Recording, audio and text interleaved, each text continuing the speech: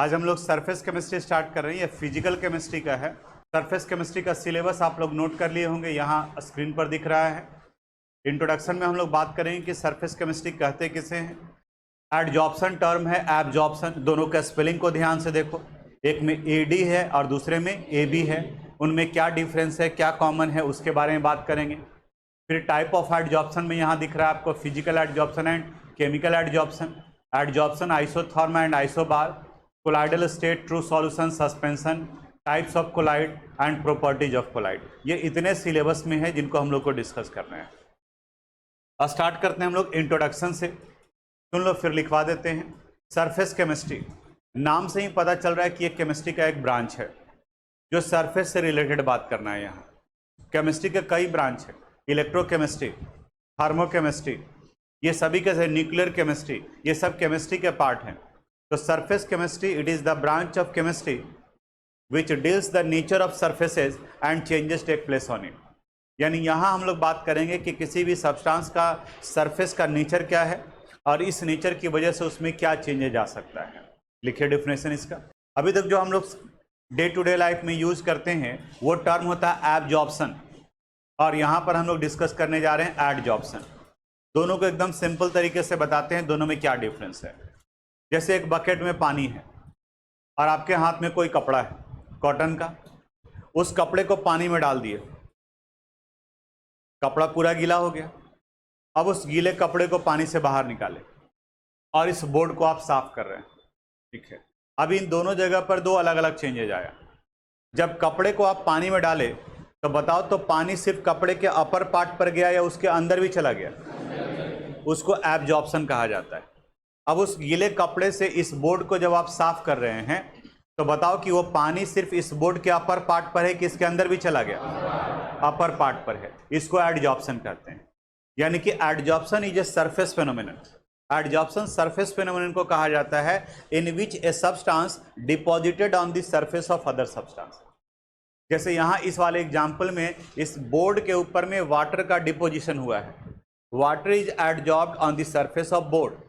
इसके ऊपर में जैसे आप फर्श पे पोछा लगाते हैं तो वहाँ पर कपड़ा गीला होता है, वहाँ वाटर एब्जॉर्ब हो गया। लेकिन जब फर्श पर आप पोछा लगा रहे हैं तो पानी सिर्फ उसके अपर पार्ट पर डिपोजिट हुआ है, तो वो एग्जाम्पल हुआ एडजॉर्प्शन का। इस एडजॉर्प्शन में दो टर्म यूज किया जाता है, एक एडजॉर्बेट और दूसरा एडजॉर्बेंट।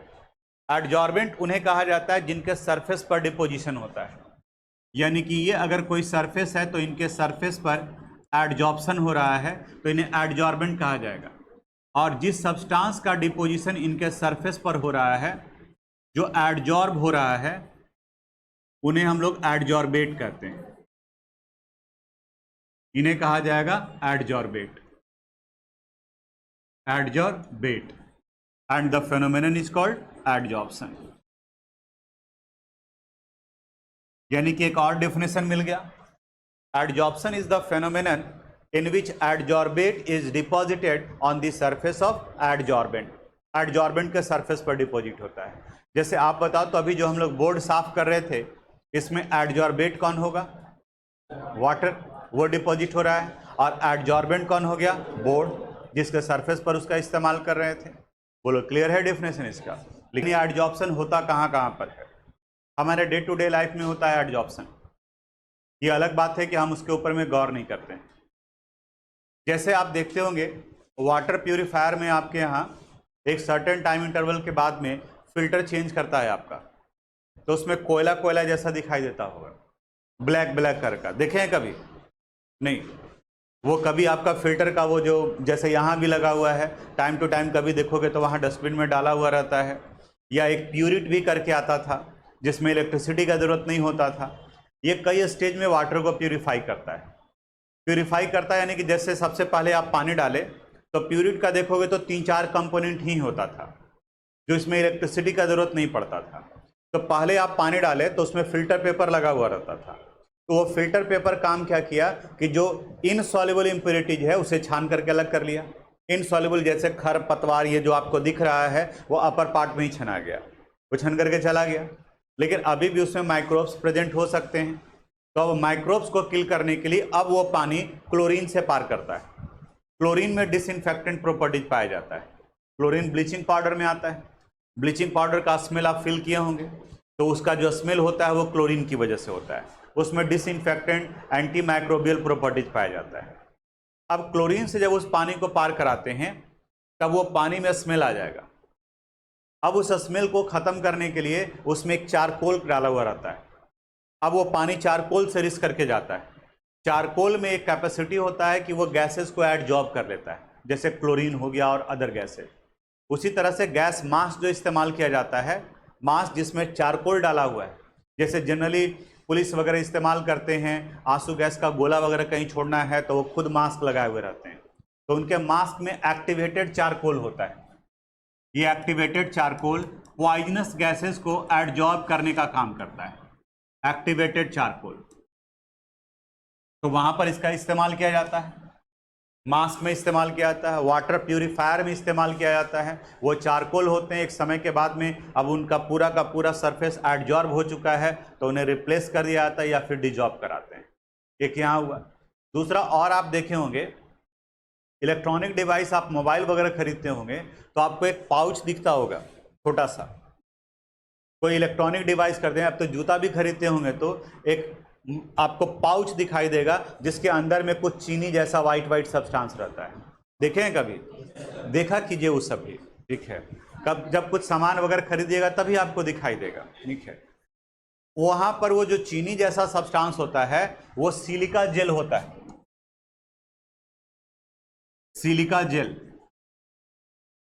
ये सिलिका जेल इस्तेमाल किस लिए किया जाता है? ये मॉइस्चर को एडजॉर्ब करता है।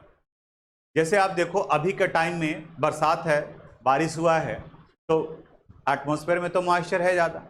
अभी किसी भी सब्सटेंस का आप पैकेजिंग करेंगे तो एयर के साथ में ह्यूमिडिटी यानी कि मॉइस्चर भी जाएगा। आपके मोबाइल में मेटल है, अब वो मेटल में रस्ट लगने का चांसेस है। अगर आप शूज़ ले रहे हैं, लेदर का शूज है, तो उसमें फंगस लगने का चांसेस है। तो वहाँ पैकेजिंग के समय में सिलिका जेल डाल दिया गया, डब्बा पैक कर दिया गया।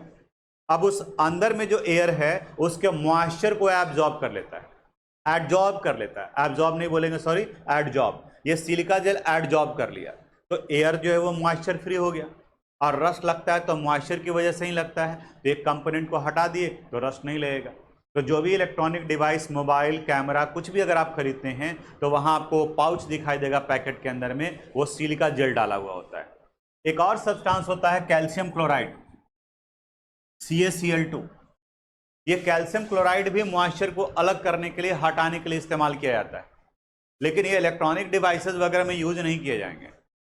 दोनों का एक रिलेटेड एक बार बोर्ड में पूछा हुआ क्वेश्चन भी था कि ये भी ड्राइंग एजेंट के रूप में काम किए जाते हैं और ये भी ड्राइंग एजेंट के रूप में काम करता है, क्योंकि दोनों एयर से मॉइस्चर को अलग करने का काम करता है। लेकिन दोनों में डिफरेंस क्या है? सिलिका जेल ये एडजॉर्ब करता है और कैल्शियम क्लोराइड एब्जॉर्ब करता है। अभी बताया एडजॉर्प्शन और एब्जॉर्प्शन। कपड़े को पानी में डाले तो वहां वाटर एब्जॉर्ब हो गया, और इसको बोर्ड पर डाले या पानी इस दीवार पर इसको डाले तो वहां पर क्या हो रहा है? एडजॉर्ब हो रहा है। अब आप बताओ कि अगर ये एक डब्बे में डाला गया है कैल्शियम क्लोराइड और दूसरे डब्बे में डाला है सिलिका जेल, तो कौन ज्यादा रिमूव करेगा एयर से मॉइस्चर को? कैल्शियम क्लोराइड, क्योंकि ये क्या कर रहा है? एब्जॉर्ब कर रहा है, और ये एब्जॉर्ब करने के बाद खुद गीला हो जाएगा। जैसे नमक, बरसात के दिनों में देखते हैं ना, नमक गीला हो जाता है, जिस जगह पर है वहां पर गीला हो जाएगा। यही परेशानी है। अगर कैल्शियम क्लोराइड का इस्तेमाल किया गया तो कैल्शियम क्लोराइड ज्यादा मॉइस्चर को हटाएगा वहां से, लेकिन मॉइस्चर को एब्जॉर्ब कर लेगा और खुद गीला हो जाएगा। अब आप सोचो कि जहां खुद ये गीला हो गया तो जिस कंपोनेंट के नजदीक में रहेगा वहां का रस्ट का चांस तो बढ़ा देगा ना। जूता में आप ये पाउच डाले हुए हैं कैल्शियम क्लोराइड का, तो वहाँ का पूरा जूता जो है गीला हो जाएगा, वहाँ पर फंगस और ज़्यादा बढ़ जाएगा। तो इसलिए इसका इस्तेमाल नहीं किया जाता है। किसका इस्तेमाल किया जाता है? सिलिका जेल का, क्योंकि ये ड्राई ही रहेगा। आप अभी भी जाओगे तो आपको मिलेगा वो पाउच नज़र आएगा, तो उसको आप देखोगे तो आपको बिल्कुल ड्राई ही नज़र आएगा, क्योंकि वो सिर्फ अपर पार्ट पर ही एडजॉर्ब करता है, पूरे बॉडी में उनका एब्जॉर्प्शन नहीं होता है। तो यहाँ पर भी एडजॉर्प्शन हुआ, ये एडजॉर्ब किया गैसेस को, पॉइजनस गैसेस को, और इनका इस्तेमाल किया जाता है मास्क में। सिलिका जेल का इस्तेमाल किया गया एयर को ड्राई करने के लिए, इलेक्ट्रॉनिक डिवाइसेस वगैरह में इस्तेमाल किए जाते हैं। एक और आप नाम सुने होंगे बोन चारकोल का। Bone charcoal. ये बोन चारकोल यूज किया जाता था पहले शुगर इंडस्ट्री में शुगर को रिफाइन करने के लिए। चीनी बनता कैसे है? गन्ने के जूस से। गन्ने के जूस से गांव में अभी भी गुड़ बनाया जाता है, मीठा बनाया जाता है, और उसी गन्ने से आप चीनी बनाते हैं।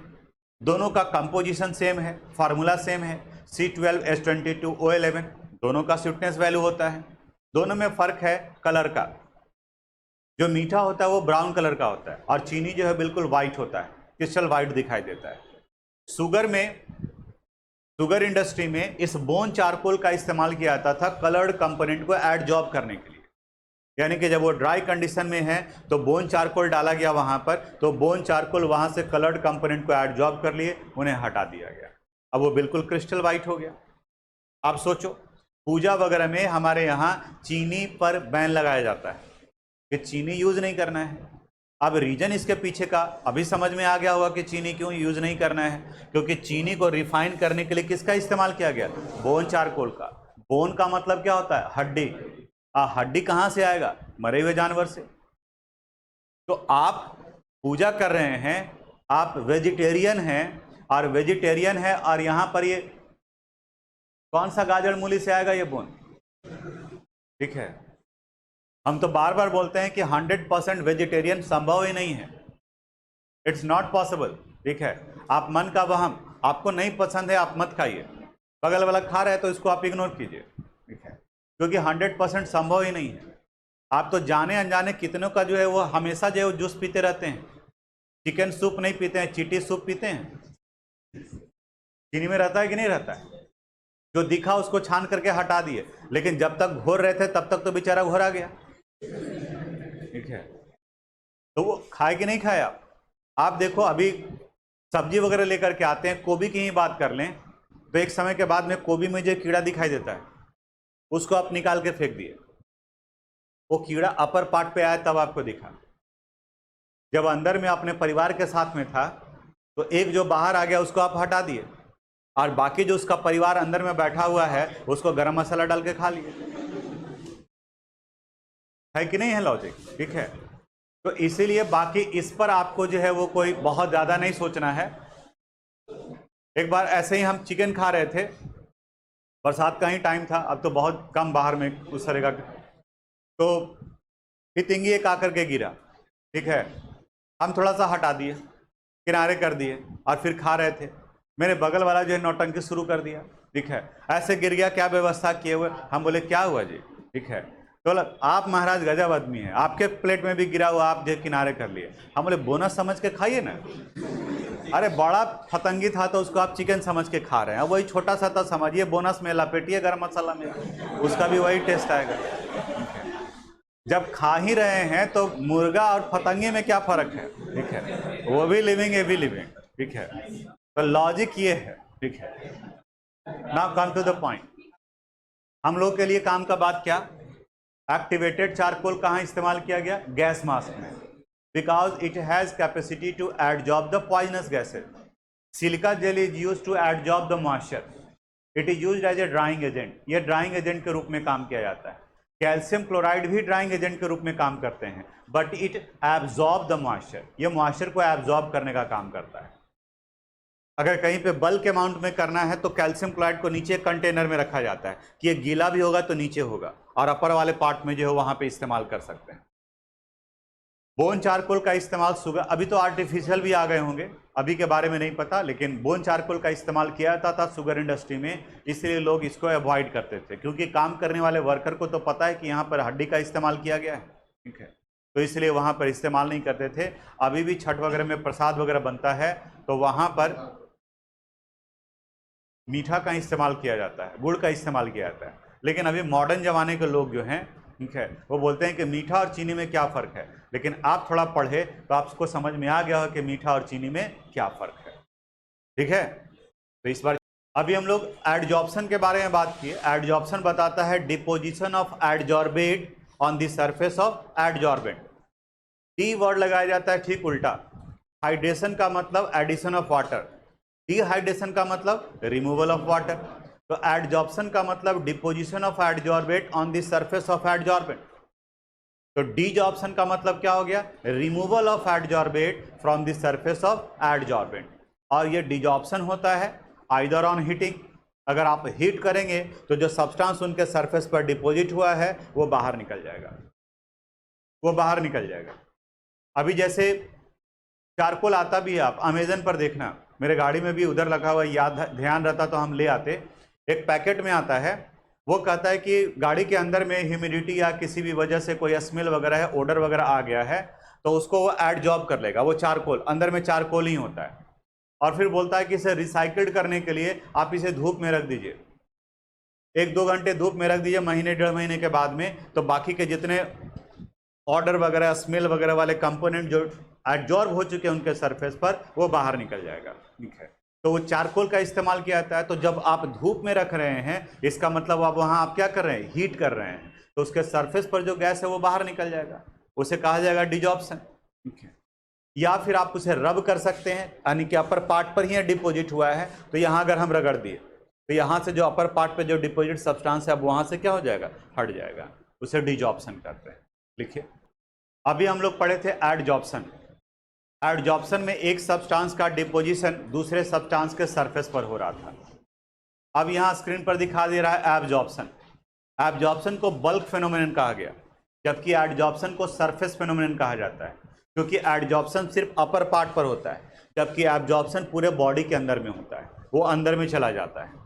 जैसे कॉटन के कपड़े के बारे में बताया कि आप पानी में डालेंगे, बकेट में डालेंगे तो पूरा का पूरा वाटर एब्जॉर्ब कर लिया, तो वो एग्जाम्पल हो गया एब्जॉर्प्शन का। अब अगर दोनों एक साथ में हो, यानी एडजॉर्प्शन भी हो और एब्जॉर्प्शन भी हो, तब उस फेनोमेनन को कहा जाता है जॉर्प्शन। अभी कॉटन थ्रेड लिखवाए हैं, एक दूसरा एग्जाम्पल लेते हैं। आप चौक देखे होंगे, आप स्कूल में जरूर पढ़े होंगे, तो स्कूल में अभी भी इस्तेमाल किया जाता है, तो चौक का इस्तेमाल किया जाता है जनरली। कुछ एक जगह पे धीरे धीरे रिप्लेस करके व्हाइट बोर्ड आया, कई जगह पर स्मार्ट बोर्ड भी आ गया। ठीक है, लेकिन चौक आप जरूर देखे होंगे। आपका आने वाला जनरेशन देखेगा कि नहीं देखेगा, इस पे क्वेश्चन मार्क है। ठीक है, लेकिन आप जरूर देखे होंगे।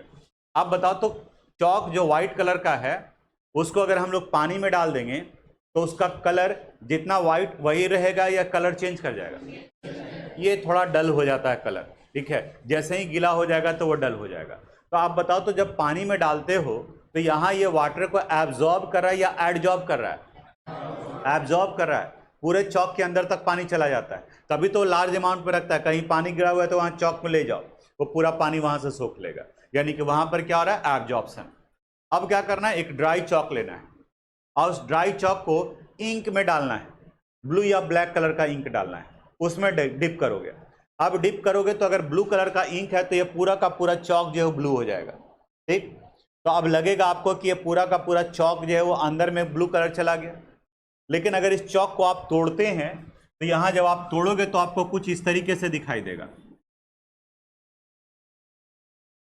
यानी कि कलर कुछ लेवल तक, जैसे ही आप ब्रेक किए, कट से तोड़े, तो पूरा का पूरा चौक जो है वो डल हो जाएगा, यानी कि पानी अंदर तक चला गया, लेकिन कलर्ड कंपोनेंट एक लेंथ तक ही जाएगा, एक डेप्थ तक ही जाएगा। इसका मतलब ये हुआ कि इस वाले सब्सटेंस का क्या हो रहा है? एडजॉर्प्शन, और वाटर का क्या हो रहा है यहाँ पर? एब्जॉर्प्शन। तो दोनों चूंकि एक साथ में हो रहे हैं, एक ही जगह पर हो रहे हैं, इसलिए एग्जाम्पल किसका हो गया? जॉर्प्शन का। इसी तरह से कॉटन थ्रेड को जब डाला जाता है तो कलर्ड कंपोनेंट सिर्फ अपर पार्ट पर आते हैं, जबकि वाटर जिसमें वो कलर बनाया गया है वो पूरे के पूरे थ्रेड के अंदर तक जाता है। तो थ्रेड के अंदर वाटर गया तो यानी कि एब्जॉर्प्शन, और कलर्ड कंपोनेंट सिर्फ अपर पार्ट पर डिपोजिट हुआ, इसका मतलब वहां हो गया एडजॉर्प्शन। समझ में आया एब्जॉर्प्शन का मतलब? देखो, डिफरेंसेस बिटवीन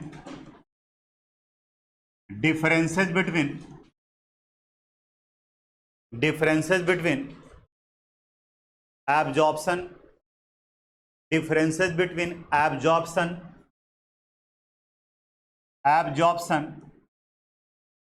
and adsorption,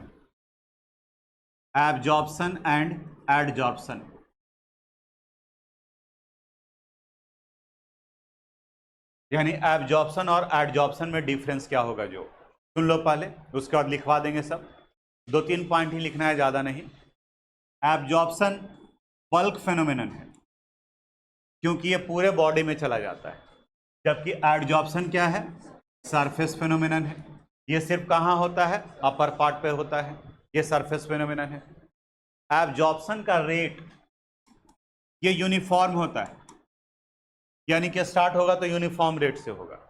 लेकिन एडजॉर्प्शन चूंकि सरफेस फेनोमेनन है, तो जैसे जैसे डिपोजिशन होगा इनका सरफेस एरिया कम होने लगेगा। तो ये पहले इंक्रीज करता है, यानी कि फर्स्ट इंक्रीजेज और फिर इनका वैल्यू क्या होगा, डिक्रीज करेगा, घटने लगेगा। या कह सकते हो कि ग्रेजुअली डिक्रीजेज, जैसे जैसे डिपोजिशन होगा वैसे वैसे ये घटना शुरू करेगा।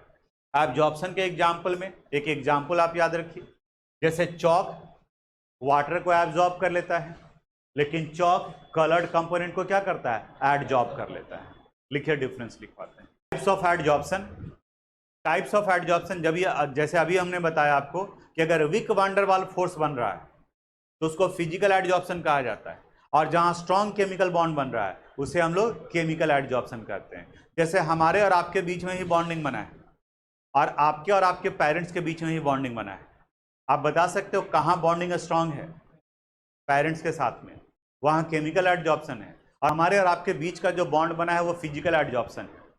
ये फिजिकल एडजॉर्प्शन रिवर्सिबल नेचर का होता है।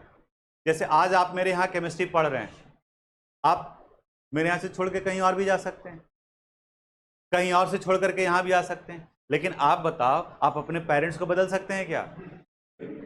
आज आप मेरे मम्मी पापा रहिएगा, कल नहीं आज आप दूसरे मम्मी पापा रहेंगे। इट मीन्स वहां जो स्ट्रॉन्ग बॉन्ड बना है वो इरिवर्सिबल नेचर का होता है। फिजिकल एडजॉर्प्शन के बारे में देखो, it is the type of adsorption in which adsorbate and adsorbent are linked with weak van der Waals forces. Weak van der Waals forces है, it is non specific in nature, और इसी वजह से ये नॉन स्पेसिफिक नेचर का है।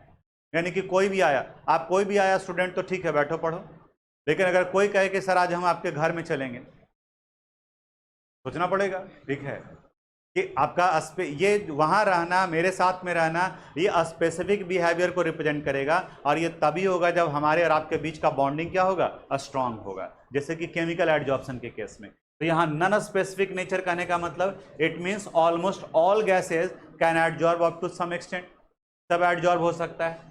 It has low enthalpy of adsorption 20 to 40 kilojoule per mole.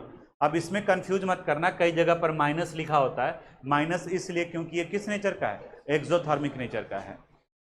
It is reversible in nature, अभी समझाए रिवर्सिबल नेचर का क्यों, क्योंकि वीक बॉन्ड बन रहा है तो तुरंत एनर्जी दिए तो बॉन्ड ब्रेक भी कर गया, और तुरंत एनर्जी दिए तो बॉन्ड बन भी गया।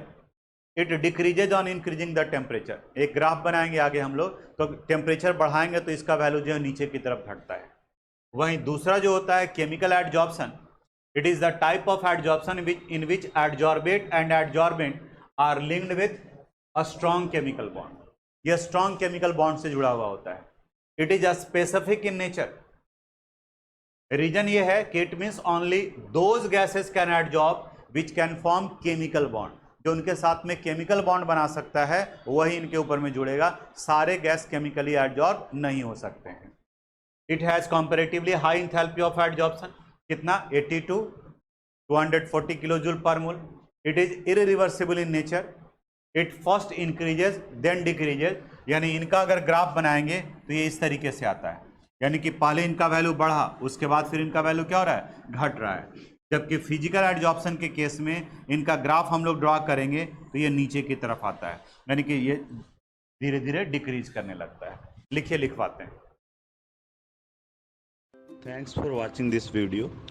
अगर आपको कोई प्रॉब्लम है, अगर किस तरह का समझने में कोई दिक्कत है तो आप मुझे मैसेज कर सकते हैं, हम अपनी तरफ से पूरी कोशिश करेंगे उसे रिप्लाई करने के लिए। अगर आपको ये वीडियो पसंद आया हो तो प्लीज़ इसे लाइक करें, सब्सक्राइब करें एंड शेयर करें। Thank you very much.